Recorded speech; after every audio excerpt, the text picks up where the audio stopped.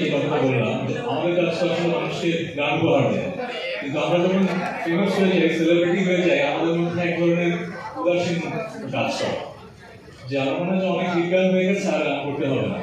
কিন্তু আমার মনে হয় যে আমরা যদি গান করতে থাকি তাহলে আমাদের লেগেসি বেঁচে থাকে। যে কারণে আমি ওনার এত প্রশংসা করলাম যে এত বছর ধরে হার্ড ওয়ার্ক করে উনি এখনো বেস্ট কাজটা দিয়ে যাচ্ছেন। আমার মনে হয় মিউজিক করছি, তো আত্মসমালোচনার জায়গা থেকেই গান বেশি করবো এবং রিমার্কের সাথে যে আমার যুক্ত হওয়া, প্রতি মাসে একটা করে আমি গান করতে পারবো। ভাই একটু ক্যামেরায় ফোকাস দিন। হ্যাঁ ভাই একটু ক্যামেরায় ফোকাস দিন। আমার সামনের দিকে ভালো একটু সামনে চলছে। হাসান ভাই একটু সামনের দিকে। আমার যে প্রবলেমটা ছিল, ট্রিটমেন্ট চলছে, এখন ভালো অবস্থা আছি। কিন্তু যেটা হয় যে কনসার্টে 10-12টা গান গাওয়ার পরে আর গাওয়া সম্ভব হয় না। এখন পর্যন্ত ঠিক আছে, স্ট্রেস কম নিতে হয়। আগে যেরকম প্র্যাকটিস করতে পারতাম, প্র্যাকটিস করতে পারিনি, বাট গান আশা করছি পরিপূর্ণভাবে সুস্থ হয়ে যাবো এবং ঠিকমতো গান করতে পারবো। ভাইয়া ওই যে হলিউডে সম্ভবত এই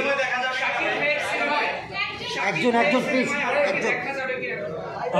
আমি আসলে শুরু থেকে গানের জগতের মানুষ, গানে দেখেছি। মাঝখানে আপনাদের অনুরোধে হয়তো কিছুদিন অভিনয় করেছি, ভালো লেগেছে, মানুষের ভালোবাসা পেয়েছি। কিন্তু আসলে এখন যে বয়স বেঁচে বেঁচে আসলে শুধু গানটাই করতে চাই।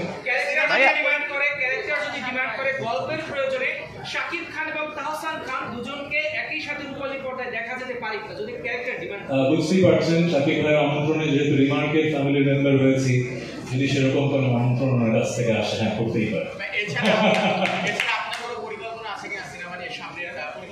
না, সিনেমা নিয়ে পরিকল্পনা নেই। একটু আগে যেটা বললাম যে বয়স হয়ে যাওয়ার সাথে সাথে মানুষের মাঝে এক ধরনের উইজডম আসে। আমার মাঝে যেটা ধারণা, আমাকে এত বছর 25 বছর ধরে কাজ করছি, গানে মানুষ যে ভালোবাসাটা দিয়েছে সেটা আসলে দুষ্প্রাপ্য, আমি সেটাই ধরে রাখতে চাই। অভিনয় ভালোবাসা পেয়েছি, সময় করেছি, ওই যেরকম বললেন, যদি অসাধারণ কোনো গল্প আসে, সুযোগ আসে করবো। আমি রোমান্টিক নাটক আপনারা যে জায়গায় নিয়ে গেছেন, এখনো রোমান্টিক নাটক সেই একই জায়গায় আছে। এখনকার নাটকের মান আসলে কেমন আপনার চোখে? আমরা এখন নীলপরী নিরঞ্জনা বা অসংখ্য নাটকের কথা বলতে পারবো, কিন্তু রোমান্টিক নাটক সেই একই জায়গায় আটকে আছে এখনো। যেটা হয় কি, এক একটা কাজ এক একটা সময়কে ধরে রাখে। সো নীলপরী নিরঞ্জনা, মনসুবা জাংশন, মনপরীর গল্প, ওই সময়টা কিন্তু একটা সময় ছিল যখন বাংলাদেশের মানুষের মনে রোমান্টিক নাটকের ক্ষুধা ছিল। সো শিহাব শাহীন, আমরা প্রায় এই তিনটা ছিল, আমরা ওই ক্ষুধাটা মেটাতে পেরেছি। এরপরে কিন্তু একটা সময় আসলো যখন মানুষ ভাবলো যে অনেক রোমান্টিক নাটক হয়ে গেছে, এখন থ্রিলার দেখতে চায়। এখন দেখবেন ওটিটিতে শুধু থ্রিলার বেস কাজ হচ্ছে। সো প্রত্যেকটা সময়ের একটা আবেদন থাকে। এখন যেহেতু সেই সময়টা যাচ্ছে, সেরকম কাজ হচ্ছে।